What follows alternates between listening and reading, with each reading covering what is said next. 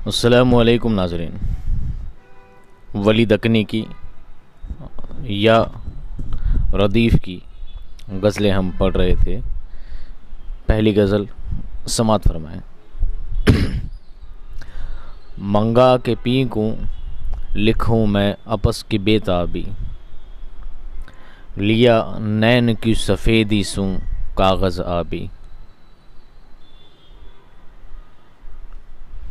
लिखा पलक के कलम सूं मैं ए कुमा अबरो, जिगर के खून सूं तुझ तेग की सियाह ताबी।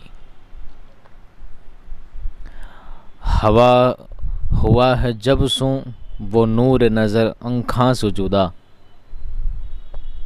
नहीं नज़र में मेरी तब सो गैर बेख्वाबी। निगाह के झाड़ का फल तू है ए बहार करम, तेरे जमाल के गुलशन में नित है सैराबी। वली ख़याल में उस मह को जो कोई कर रखे,